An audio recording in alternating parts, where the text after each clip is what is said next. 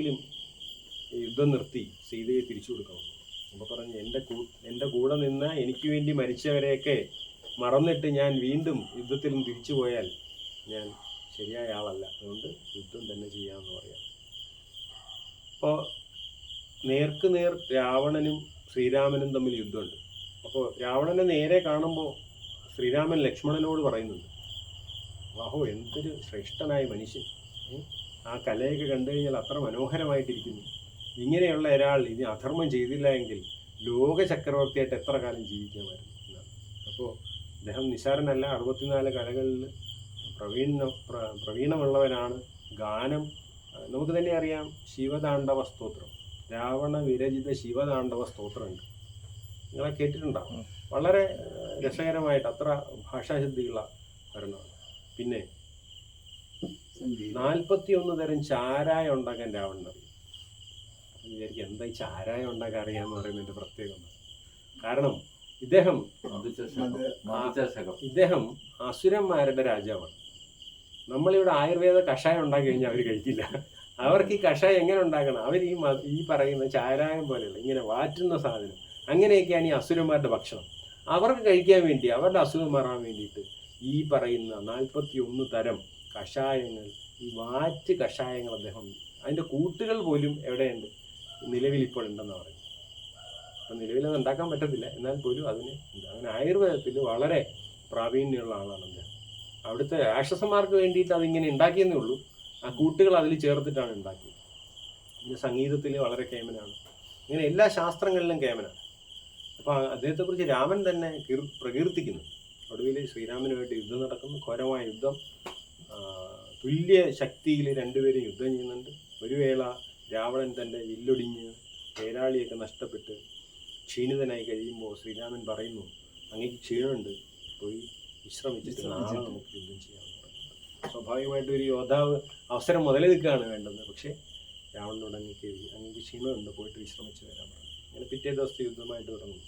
ഇപ്പം രാവണന് മനസ്സിലായി ഇതിൽ തനിക്ക് ജയസാധ്യത കുറവാണെന്ന് മനസ്സിലായി. തനിക്ക് ചന്ദ്രഹാസമുണ്ട്, ബലമൊക്കെ ഉണ്ട്, എന്നാലും ശ്രീരാമനോട് എതിർക്കാൻ പാടാണ്. അങ്ങനെ അദ്ദേഹത്തിന് ആവശ്യഘട്ടങ്ങളിൽ ഉപയോഗിക്കാനായിട്ടൊരു യാഗം ചെയ്യുന്ന ഒരു പതിവുണ്ട്. നികുംബില എന്ന് പറയുന്ന ഒരു സ്ഥലത്ത് ഒരു യാഗം ചെയ്യും. ആ യാഗം ചെയ്താൽ ഇദ്ദേഹത്തെ ആർക്കും എന്ത് ചെയ്യാൻ പറ്റില്ല, തോൽപ്പിക്കാൻ പറ്റില്ല. അദ്ദേഹത്തിൻ്റെ ഒരു വരമാണ്. അങ്ങനെ വരബലം അനുസരിച്ച് ഇദ്ദേഹം യാഗം ചെയ്യാനായിട്ട് പോയി. ഈ സമയത്ത് വിഭീഷണൻ ഇവിടെ വന്ന് പറഞ്ഞു, നികുംബില എന്ന് പറയുന്ന സ്ഥലത്തെ ഹോമത്തിൻ്റെ പുക ഉയരുന്നുണ്ട്. അപ്പോൾ രാമനോട് പറഞ്ഞു, വളരെ അപകടമാണ്, ഇദ്ദേഹം ആ യാഗം പൂർത്തിയാക്കിയാൽ വീണ്ടും അജയ്യനായി മാറും, പിന്നെ രാവണനെ ഇല്ലാതാക്കാൻ നമുക്ക് കഴിയില്ല, അതുകൊണ്ട് ഈ യാഗം മുടക്കണം എന്ന് പറഞ്ഞു. അങ്ങനെ ഹനുമാനും അംഗദൻ തുടങ്ങിയ വീരന്മാരുമായിട്ട് യാഗം മുടക്കാനായിട്ട് അവിടെ പോകുന്നുണ്ട്. അവിടെ ചെന്ന് രാവണനെ പിച്ചിയും കീറിയും ഒക്കെ ആവുന്നു നോക്കി രാവണന് ഒരു ചലനമില്ല. എന്തൊക്കെ ചെയ്തിട്ടും രാവണന് ഒരു മാറ്റമില്ല. ഒടുവിൽ മണ്ഡോദരിയെ, രാവണന്റെ ഭാര്യയായ മണ്ഡോദരിയെ അവിടുന്ന് വലിച്ചഴിച്ചു കൊണ്ടുവന്ന് രാവണന്റെ മുന്നിലിടുകയാണ്.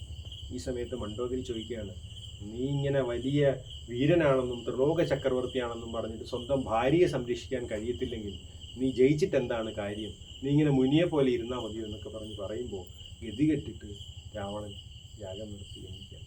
ഇതേപോലെ തന്നെ യാഗം തുടങ്ങിയാൽ നിർത്തി എണീറ്റാൽ നേരത്തെ പറഞ്ഞതുപോലെ നാശമാണ് എന്ന് അറിയാമെങ്കിലും എണീറ്റുടനെ വാനരന്മാർ സ്ഥലം വിട്ട് ഓടി എന്ന് പറയും. അങ്ങനെ വീണ്ടും അദ്ദേഹം തൻ്റെ തേര് പൂട്ടി പുതിയ കുതിരകളുമൊക്കെ ആയിട്ട് ശ്രീരാമനോട് യുദ്ധം ചെയ്യാം. ഈ സമയത്ത് അഗസ്ത്യൻ ശ്രീരാമൻ്റെ അടുത്ത് വരുന്നുണ്ട്. രാവണനെ ജയിക്കുക എന്നുള്ളത് അത്ര എളുപ്പമല്ല എന്നുള്ളത് കൊണ്ട് ആദിത്യ ഹൃദയമന്ത്രം അവിടെ അഗസ്ത്യൻ ശ്രീരാമന് ഉപദേശിക്കുക. വിഭീഷണൻ്റെ നിർദ്ദേശമാണ്. വിഭീഷണൻ പറയുന്നുണ്ട്, ഇത് അത്ര എളുപ്പത്തിൽ രാവണനെ കൊല്ലാൻ കഴിയില്ല, രാവണൻ്റെ വരബലം അത്ര വലുതാണ്, അതുകൊണ്ട് വിശേഷമായ ഉപാസന വേണം. അങ്ങനെ അഗസ്ത്യൻ ഇവരുടെ വനവാസ സമയത്ത് അഗസ്ത്യനെ പോയി കാണുന്നുണ്ട്. അഗസ്ത്യാകൂടം എന്ന് പറയുന്ന സ്ഥലത്ത് അഗസ്ത്യയുടെ ആശ്രമത്തിൽ പ്രവേശിക്കുന്നുണ്ട്. അപ്പോൾ അഗസ്ത്യർ ദിവ്യാസ്ത്രങ്ങൾക്ക് ഉപദേശിക്കാമെന്ന് പറയുന്നുണ്ട്. അങ്ങനെ അഗസ്ത്യർ വരികയും ഈ ആദിത്യ ഹൃദയ മന്ത്രം രാമന് ഉപദേശിക്കുകയും ചെയ്യുന്നുണ്ട്. ആദിത്യ ഹൃദയ മന്ത്രം രാമായണത്തിൽ, അധ്യാത്മരാമായണത്തിലുള്ള സന്താപനാശകരായ നമോനമഃ എന്ന് പറയുന്നത് പൊതുവേ നമ്മുടെ കാലത്തെ അമ്മൂമ്മമാരൊക്കെ സ്ഥിരമായി ചെയ്തുകൊണ്ടിരുന്നത്. ഇപ്പോൾ കുട്ടികൾക്കൊക്കെ അറിയില്ല. അത് വളരെ ശ്രേയസ്കരമാണ്. ആദിത്യൻ പ്രത്യക്ഷ നാരായണനാണെന്ന് പറയുക. ഉണ്ട് അനേക മൂർത്തികളെങ്കിലും കണ്ടു തൊഴാനും ഇണ്ടലകറ്റുവാൻ അങ്ങ് മാത്രമേ ഉള്ളൂ നമ്മൾ പറയാറുണ്ട്. ഒരുപാട് മൂർത്തികളെ നമ്മൾ ഭജിക്കുന്നുണ്ട്, പ്രാർത്ഥിക്കുന്നുണ്ട്. പക്ഷേ എന്നും കാണാവുന്ന ഒരു ഈശ്വരൻ ആദിത്യനാണ് നാരായണനായിട്ടിരിക്കുന്നതെന്ന് പറയുന്നുണ്ട്. അപ്പം അങ്ങനെയുള്ള ആദിത്യനെ പ്രാർത്ഥിച്ചുകൊണ്ട്, ആദിത്യ ഹൃദയ മന്ത്രം ജപിച്ചുകൊണ്ട് തൻ്റെ അമ്പ് ചെയ്ത് രാവണനെ വധിക്കുക. വൻമല പോലെ അദ്ദേഹം വീഴുന്നതായിട്ടൊക്കെ പറയുന്നുണ്ട്. പിന്നീട് മണ്ഡോദരിയുടെ വിലാപം രാമായണത്തിൽ വിശേഷമായിട്ടുണ്ട്. മണ്ഡോദരിയെ ആശ്വസിപ്പിക്കുന്നുണ്ട്. നേരത്തെ ആദ്യം നമ്മൾ പറഞ്ഞതുപോലെ ഈ പഞ്ച മാതാക്കളിൽ മണ്ഡോദരിയുണ്ട്, താരയുണ്ട്, സീതയുണ്ട്. അപ്പോൾ പിന്നെ അനസൂയ. അപ്പോൾ അങ്ങനെ മണ്ഡോദരിയുടെ വിലാപം ഇത് കഴിഞ്ഞിട്ട് വിഭീഷണനെ വീണ്ടും അവിടുത്തെ രാജാവായിട്ട് അംഗീകരിക്കാൻ അവരോട് പറയുന്നു. രാക്ഷസ വംശത്തിലുള്ളവർ ആദ്യം മടിച്ചിരുന്നെങ്കിലും, കാരണം എതിർപക്ഷത്ത് പോയ ആളല്ലേ. അപ്പോൾ ശ്രീരാമൻ്റെ നിർദ്ദേശപ്രകാരം, മണ്ഡോദരിയുടെ നിർദ്ദേശപ്രകാരം അങ്ങനെ വീണ്ടും രാജാവായിട്ട് വിഭീഷണൻ സീതയെ സ്വീകരിക്കാനുള്ള യാത്ര ഇങ്ങനെയാണ്. അപ്പോൾ സീതയെ സ്വീകരിക്കാനായിട്ട് വിഭീഷണൻ പറയുമ്പോൾ ആദ്യം ശ്രീരാമൻ അംഗീകരിക്കുന്നില്ല. അങ്ങനെ പറ്റില്ല എന്ന് പറയുന്നുണ്ട്. ഇങ്ങനെ മറ്റൊരു രാജ്യത്ത് രാജാവിൻ്റെ അധീനതയിൽ കഴിഞ്ഞ ആളെ ഞാൻ വീണ്ടും പട്ടമഹിഷിയായിട്ട് കൊണ്ടുപോകാൻ പറ്റില്ല എന്നൊക്കെ പറയുന്നത്. സോ എങ്ങനെയായിട്ട് ഒരു 5 മിനിറ്റ്. അപ്പോൾ ഇന്നലെയും ഇതിനെക്കുറിച്ചുള്ള ചർച്ചയോ കാര്യങ്ങളോ നടന്നില്ല, അത് താമസിക്കുന്നുണ്ട്. അപ്പോൾ വിഷയങ്ങളിൽ എന്തെങ്കിലും സംശയമോ പ്രത്യേകമായി ചോദിക്കാനുണ്ടെങ്കിൽ ചോദിക്കാം.